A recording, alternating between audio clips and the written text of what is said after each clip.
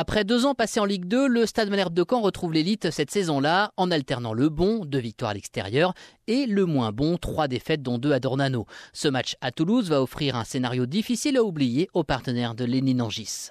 Ce match-là, il reflète un peu notre saison parce que c'est un match où on a mené, on s'est fait égaliser, on a remené, on s'est refait égaliser, puis on a mené, puis on se fait prendre un but dans les dernières secondes. Je pense que c'est un match qui reflète un peu la saison en elle-même.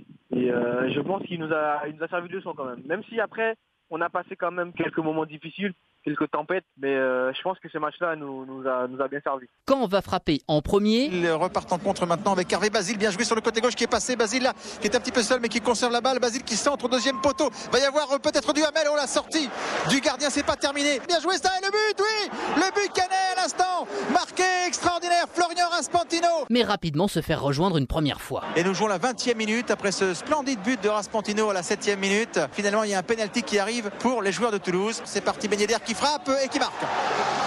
Lénine-Angis, rentré à l'heure de jeu, va redonner l'avantage dans le dernier quart d'heure au Stade Malherbe de Caen. C'est pas faute d'avoir essayé pour les Toulousains, notamment 2 poteaux, un duel gagné par le gardien Canet, également un ballon sauvé sur sa ligne par le défenseur Da Silva. Mais les Canets tiennent et Fodé Koïta, lui, est parti dans l'axe. Fodé Koïta qui tire le ballon qui est capté par Zachary Boucher. N'Golo Kanté à droite, N'Golo Kanté dans l'axe avec Nangis, c'est bien joué. Il y a du Hamel, peut-être en profondeur, Nangis qui va ouvrir son pied gauche. Lénine-Angis qui tire et qui marque. Et qui marque, Lénine-Angis, incroyable. Deuxième but pour les Canets ici. Lénine-Angis qui vient de rentrer dans cette partie et qui met le deuxième but pour l'équipe de Caen. C'est un but qui nous a libérés, qui nous a quand même fait du bien parce qu'on menait, on s'est fait égaliser, on avait cette envie de gagner et je rentre, je marque. Pour moi c'était top, j'étais content. Et pour l'équipe aussi c'était vraiment fabuleux. Malheureusement on n'a pas su tenir le résultat. Mais comme souvent cette saison-là, c'est un penalty qui va handicaper à nouveau les footballeurs canets. Oh, il y a main là, il y a main des... Oh non, non, non. Non, non, c'est pas possible, il y a pénalty pour Toulouse. Oh non. Alors qu'il me semblait qu'il y avait une main d'un joueur toulousain. Qu'est-ce qui s'est passé? Pénalty pour Toulouse avec un pénalty frappé par Regatine et but.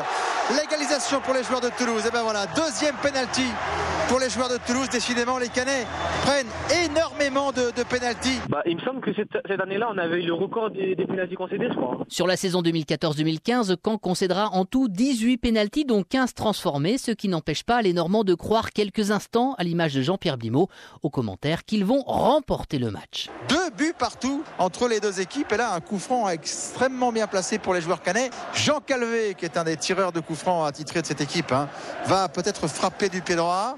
Une occasion peut-être de la mettre au fond. Jean Calvé qui va s'élancer, qui va frapper. Il frappe et c'est au fond. Et c'est au fond le but de Jean Calvé.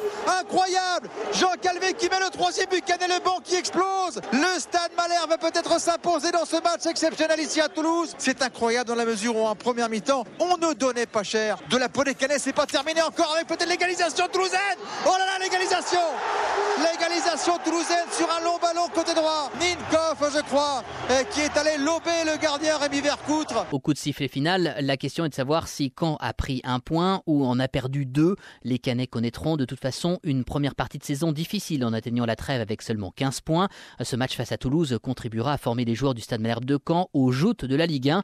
Ils se maintiendront avec une deuxième partie de saison exceptionnelle. Trop abattu, non, je dirais pas quand même qu'on était abattu. C'est sûr que sur le coup, il y avait un peu de frustration de ne pas avoir fait ce qu'il fallait alors qu'on a mené 3 fois au score. Après, avec du recul, c'était quand même un bon point pris à l'extérieur. Quand même. Cette année-là, avec 34 matchs et 4 buts inscrits en Ligue 1, le jeune Lénine-Angis, formé à Caen, connaîtra sa plus belle saison. Il porte cette année les couleurs bastiaises prêtées par Lille.